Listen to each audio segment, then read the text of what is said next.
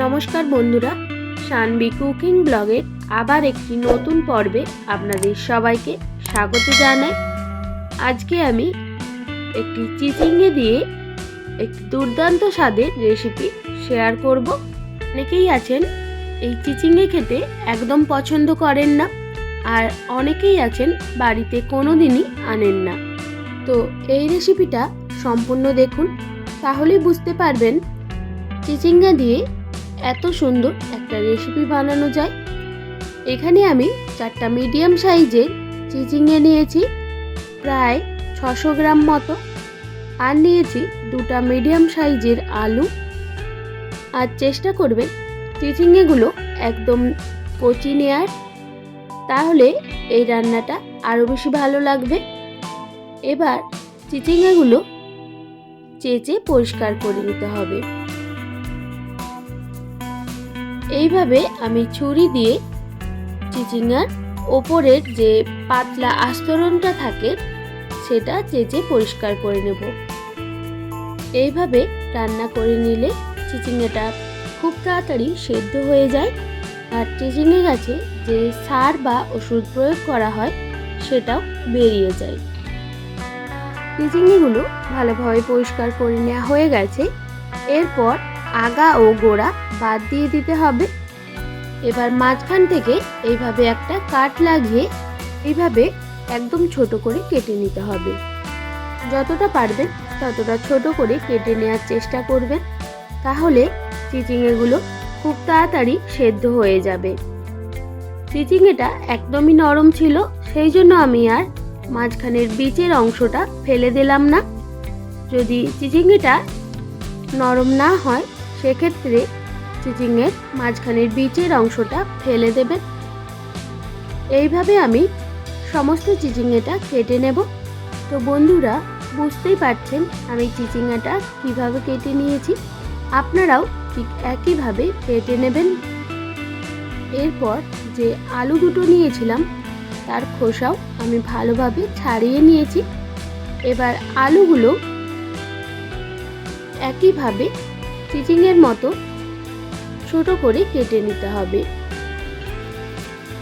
তবে আপনারা আলু ছাড়াও এই রেসিপিটা বানাতে পারেন, কিংবা আলুর পরিমাণ কমিয়ে কিংবা বাড়িয়ে নিতেও পারেন। বন্ধুরা, একবার এইভাবে এই রেসিপিটা বানিয়ে দেখবেন, খেতে জাস্ট দুর্দান্ত লাগে। চিচিঙ্গে আর আলু কেটে খুব ভালোভাবে ধুয়ে নিয়েছি। এরপর লাগবে আমাদের পেঁয়াজ। এই রান্নায় পেঁয়াজের পরিমাণটা একটু বেশি রাখবেন, তাহলে এই রান্নার টেস্ট আরও বেশি ভালো আসবে। এবার পেঁয়াজগুলোও আমি এইভাবে কেটে নেব।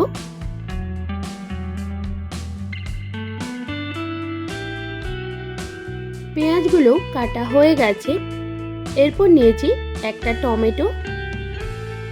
এবার টমেটোটাও এইভাবে কেটে নিতে হবে।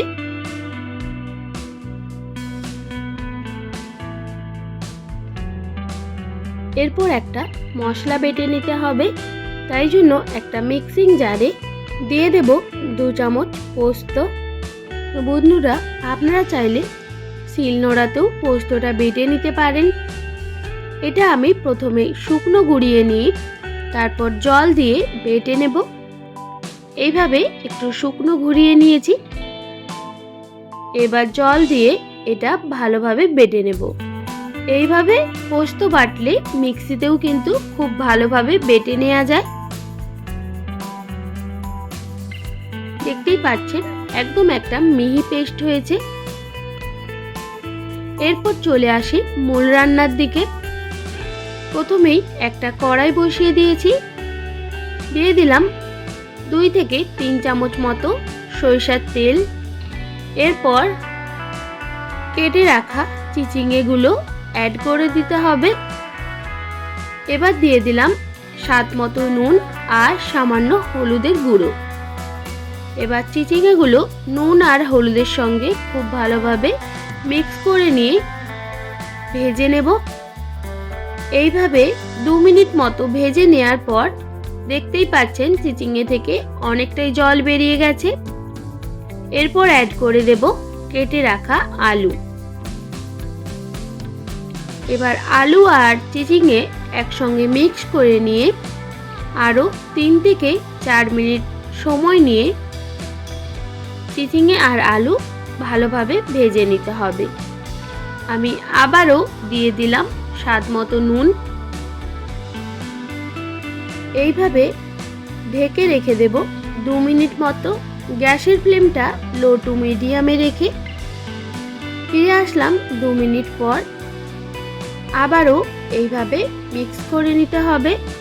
চিচিঙে সেদ্ধ হতে একটু দেরি হয়, সেই জন্য এইভাবে ঢেকে রেখে চিচিঙে আর আলু ভেজে নেবেন। বন্ধুরা, আপনারা চাইলে এখানে আলু আর চিচিঙে আলাদাভাবেও ভেজে নিতে পারেন। 3 থেকে 4 মিনিট সময় নিয়ে চিচিঙে আর আলু ভালোভাবে ভাজা হয়ে গেছে। এবার কড়াই থেকে নামিয়ে রাখলাম। আবারও দিয়ে দিলাম 2 থেকে 3 চামচ পরিমাণে সরিষার তেল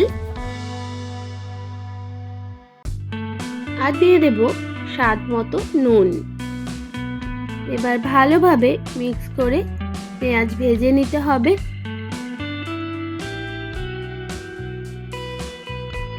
পেঁয়াজটা 1 মিনিট মতো ভেজে নেওয়ার পর অ্যাড করে দেব কেটে রাখা টমেটো।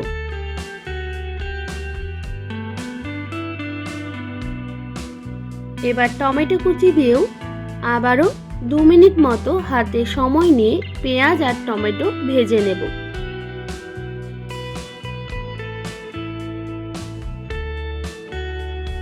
পেঁয়াজ আর টমেটো অনেকটাই ভাজা হয়ে এসেছে, আরও একটু নাড়াচাড়া করে নিতে হবে। এরপর অ্যাড করে দেব সামান্য হলুদের গুঁড়ো আর সামান্য পরিমাণে লঙ্কার গুঁড়ো। এবার আবারও পেঁয়াজ আর টমেটোর সঙ্গে ভালোভাবে মিক্স করে নিতে হবে। এরপর অ্যাড করে দেব বেটে রাখা পোস্ত। এবার পোস্ত দিয়েও খুব ভালোভাবে মশলার সঙ্গে মিক্স করে নেব। মশলাটা যাতে জ্বলে না যায় সেই জন্য মিক্সির মগ ধোয়া জলটাও আমি অ্যাড করে দেব। আবারও সবকিছু একসঙ্গে মিক্স করে মশলা কষিয়ে নিতে হবে।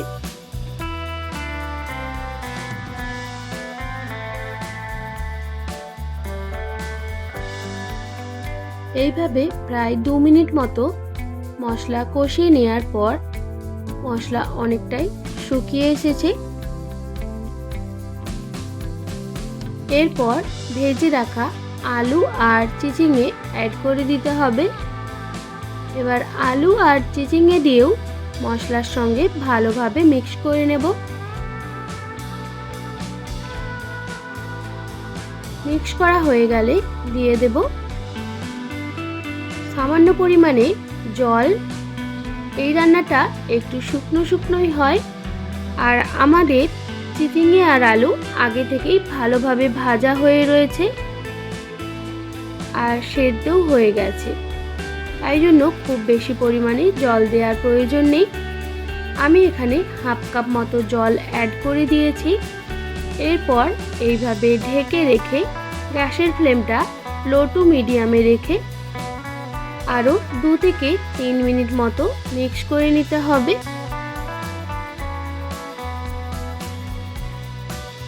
আমাদের চিচিঙে আলু পোস্ত প্রায় রেডি হয়ে এসেছে।